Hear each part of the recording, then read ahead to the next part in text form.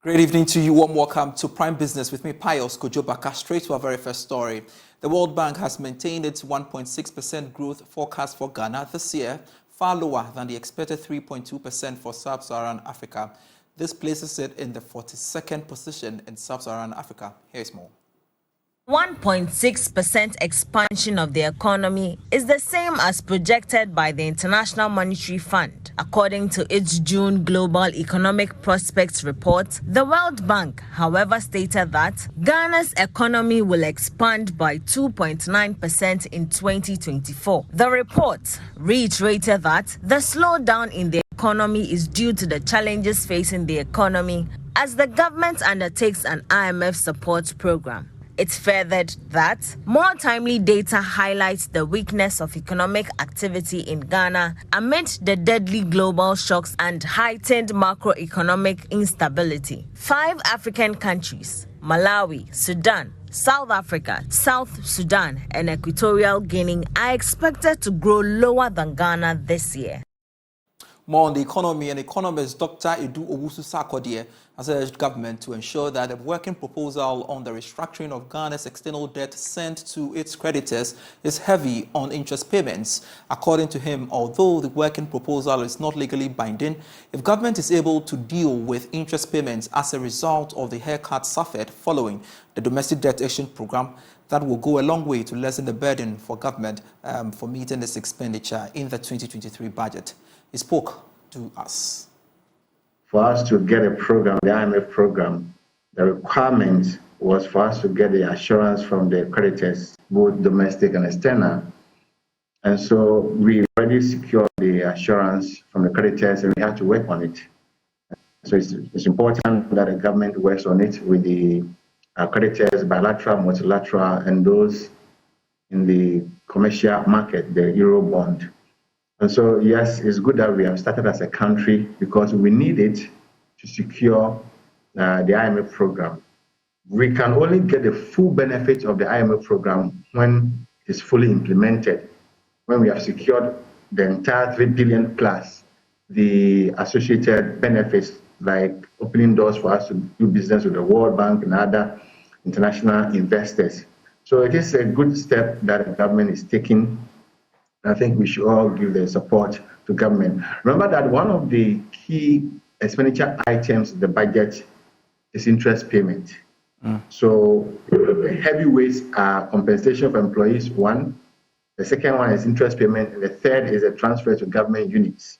We have not even come to capital expenditure and goods and services. So the first 3 are compensation of employees, interest payment. And so if you're able to deal with the interest payment, of course, you and I have been talking about haircut. So some of these proposals, the haircut will come in. We have domestic debt exchange program, which came with haircut. So the external will also come with the haircut in terms of interest payment and in terms of the principal payment. That will lessen the burden for government in terms of expenditure, meeting its expenditure in the budget. So it will, free some space, some fiscal space for government in its budget. And again, securing the IMF program will help us to reap the full benefits of the program.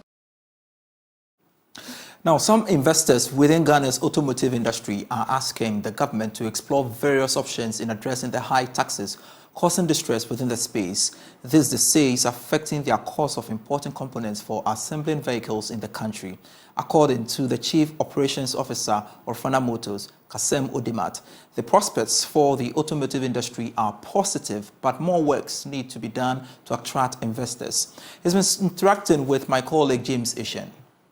A whole policy that will help and attract foreign investments to come in, for them to start, manufacturing components here, which will then take us to more and more sophisticated levels in the future. Now, so let's look at taxes. In recent times, we've seen government imposing taxes. It appears the private sector is sort of crowding out with respect to some of these taxes and all that. You players within the automobile industry, to what extent is it affecting your operations? Now, definitely, as I said, in the automotive business as a whole, all the taxes that are getting imposed applied on us as well. Like, because also our business model is not only assembled vehicles. We have also spare parts. We have other components that we sell. Like, for example, in our case, we do tires, we do batteries, we do also other components. So, of course, there are taxes that have been added in the last 1 or 2 years. Definitely, also we know that the inflation in the country has also, which everybody is facing in the country. Right. So yes, I would say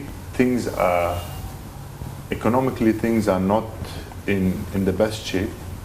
But for us as the private sector, we always hope and pray that things will get better. We always plan ahead and see and hope that things will get better, so we can be able to provide our customers the best products and services that we can. The only place where there are exempted taxes, as I mentioned earlier, is on the assembled vehicles. And we hope that with this in place, we'll maybe attract more people to, buy assembled.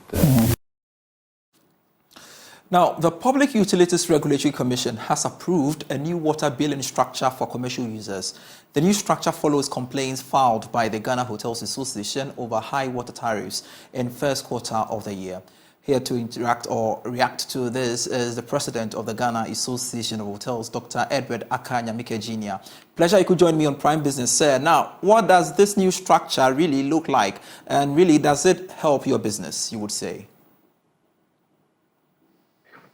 Thank you very much for the opportunity. This, to say the least, is a betrayal from the PURC. It's a massive betrayal from the PURC. And I say so because at a meeting with the PURC on 31st March,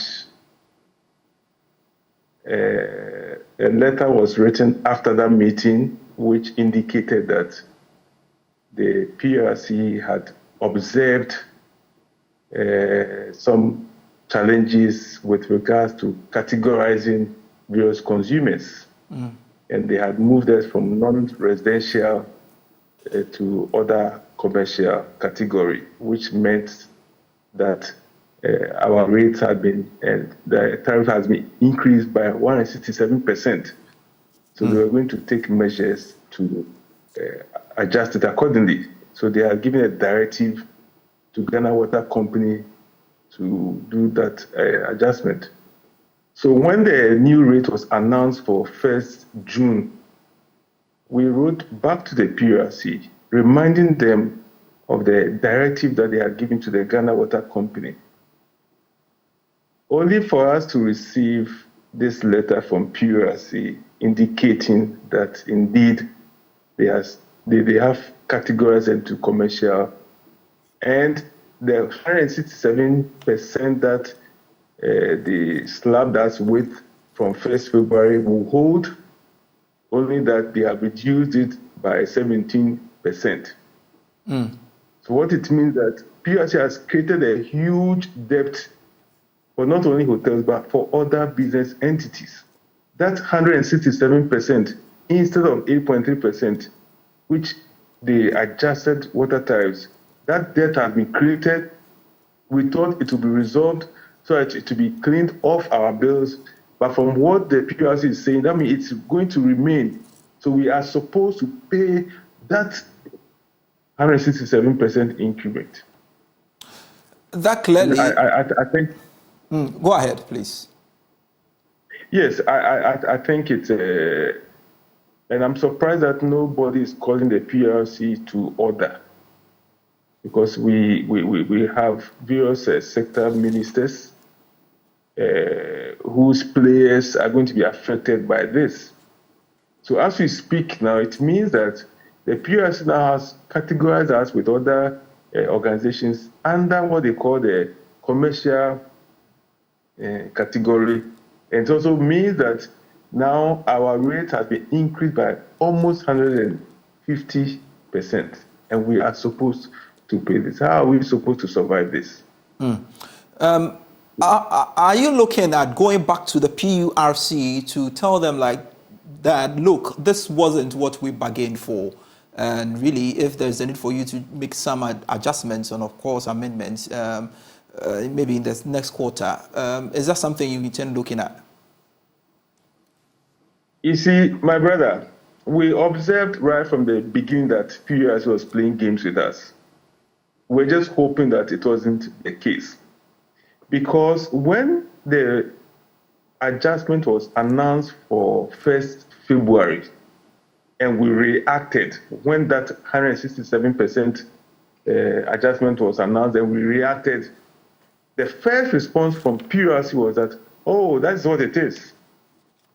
It was only when we mounted pressure together with other agencies and organizations, it was only when we mounted that pressure that they now invited us for the 31st March meeting at Central Hotel. And from that meeting was when they now came and said, oh, they made mistake in putting us in that category and all that. So they are going to investigate and work on it. So now this final letter has come to confirm the first response that they gave to us. So in other words, this is something that has been on their books. This is something they wanted to do. This is something that they have planned to do, except that probably our reaction was a bit massive, so they wanted to play around it. 150. I don't know what any further... please go on. Okay, so quickly, because we don't have time, I just want to find out from you, 150% increase you did mention. Now, what is going to be your next line of action? Are these, increments going to be basically translated into your pricing for the various services you render? Unfortunately so. Unfortunately so. Because at the end of the day, if we don't do those adjustments, it means that we are going to get out of business. We will still find a way to petition the PURC because this is just unacceptable. So we'll find a way to petition them again. But in the meantime, it will mean that prices at hotels will have to adjust to this new unfortunate rate that PURC is forcing down our necks. All right. Or our truth. All right. Thank you very much, Dr. Edward Akanyamike Jr., for your time here on Prime Business, speaking to us there. All right, so let's move on to some other stories we have for you. The Ghana Oil Company Limited, GOIL, has improved its performance in 2022 by registering a profit after tax of 123.9 million cedis. This is 26% higher than what was recorded in 2021. In view of this, the company declared a dividend of 0.056 pesos per share for the 2022 financial year.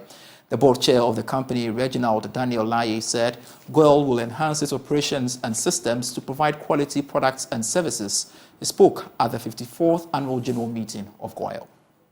The company said it continued to dominate the bunkering market in Ghana, increasing its market share from 60% in 2021 to 73% in 2022. Board chair for the company, Daniel Lai, reiterated the company's commitment to continue providing valuable products and services to its stakeholders and also implement programs to maintain its position as the leading oil marketing company in the country. We are proud to announce that GOIL as a group made a net profit after tax of 123.89 million in the year 2022, up by 26% compared to the previous year. Earnings per share rose to 0.316 in 2022 compared to the year 2021, which was 0.252. We are happy to declare a dividend of 0.056 to our cherished shareholders, up by 19% compared to the year 2021. Group Chief Executive Officer Kwame Osei-Prempeh said the company leveraged technology to improve on its cash collection methods through the use of cashless system by its customers to purchase items at its service station and other outlets. Our plan is to move ahead and move ahead. As of last year, we had about 15% of the market. 2022, we reached over 20% of the market. This year, we want to go higher. We believe that the public is understanding us, that we have the best of fuel, especially when it comes to petrol, the RON 95. is the best at the best price, very competitive price. So we are expanding. As at now, over the past 1 year, we've added more than almost 40 stations to our numbers, and we are still doing more. We want to go to everywhere, and because once the public realize that we are the best, they will come to us. The recent challenges that we had have shown us that Ghanaians have really embraced our 95. Goyle said fuel sales grew up by 21.4% during the year 2022. James Ishen's report for Joy Business. The Driver and Vehicle Licensing Authority, in partnership with Ghana Post Company Limited, has launched a system to deliver driver's licenses to clients at the comfort of their homes, offices and other locations for choice. Now speaking at the launch, Chief Executive Officer of the DVLA, Kwesi Agyemang-Busia, revealed that the service was instituted with a customer-centric approach, hence the flat rate of 30 cedis per delivery across the country. Here's more. The Driver and Vehicle Licensing Authority, as part of efforts to contribute to the digitalization agenda, has launched a delivery service. The delivery, which will be run by the Ghana Post, seeks to clear 80,000 uncollected cards, prevent congestion at DVLA offices, and increase compliance by clients, among others. Kwesi Agyemang-Busia is Chief Officer of DVLA. For over 20 years, DVLA has provided framework for more effective administration of driver licensing and vehicle registration. The recent growth of DVLA's consumer base has made it necessary to deliver driver licenses to our clients. The foundation of our strategic plan pivots on the admixture of people. This association with a sister government institution where core competency in package delivery and nationwide distribution apparatus augmented by digitization is therefore obvious, is needful, is necessary. Managing Director of Ghana that the country's global positioning system infrastructure is of high quality. He says his outfit is therefore equipped to deliver the task. It does not matter where you are in Ghana. DVLA would process your license and Ghana Post would deliver that license to you. Fellow Ghanaians, kindly know that the stress is less. It is only 30 Ghana cedis. Imagine you process your license, and even in Accra, let me not go far, you are in Kaswa, and you come to process it at the head office. Now, even if you take truck Kaswa in and out, that 30 Ghana, you lose time, you lose money. Give that money to DVLA and Ghana Post so that we will save you time and the convenience to receive your license at home. Both institutions emphasized the need to foster public-public partnerships.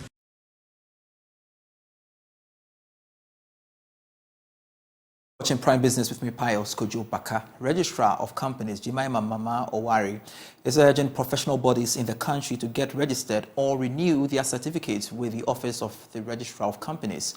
According to her, organizations who fail to follow this directive risk being taken out of the existing register. She was speaking at an engagement with some firms in the country. The Office of the Registrar of Companies is entreating professional bodies in the country to get registered in order to be recognized and to legitimize their operations. The professional bodies are also required to renew their certificates annually. Speaking in an engagement, Registrar of Companies Jemima Owari cautioned recalcitrant firms to renew their certificates to avoid the removal of their names from the company's register. And the law specifically states that you have to renew on an annual basis after January, 1st of January. You have to renew every professional that is in your professional body. And by renewing, you pay 30 Ghana cedis for each member and will give you a certificate to show that you are in good standing. It was very clear that some are not professional bodies anymore. They've moved on. Some have been chartered and all that. So we just have to carry out the processes of taking them up. But many of them acknowledge that they didn't even know they have to renew for each member. And so now they have promised to carry on. And so I've given them from Monday up to the end of the year. They should make sure that they renew and update us. And after December 31st, if you haven't renewed, what you're telling us then is that you are no more a professional, but then we'll take your name off the register. Honorary Secretary of the Ghana Institute of Planners, Kenneth Keto, welcomed the directive, saying it will help to ensure legality and sanitize the system. We have a lot of people who are practicing but do not have come under any authority. I also have a lot of people who come together claim that they are professional bodies. And because there's nobody to actually regulate, it's making the practice, the true practitioners, they have not actually been seen. For instance, as planners, we have a lot of people who claim to be doing planning works. And frankly speaking, they are not planners. So at the end of the day, I'm sure everybody will start blaming that planners, we are not working. But not everybody who is a planner. So if the body comes to place with their certification, it also helps to sanitize the professional world. Professional bodies are expected to have a 75% membership in order to be recognized by the Office of the Registrar of Companies. Watching Prime Business with me, Pius Kojo Baka. You can always get business stories when you log on to myjoyonline.com/business. Prime Sports is next.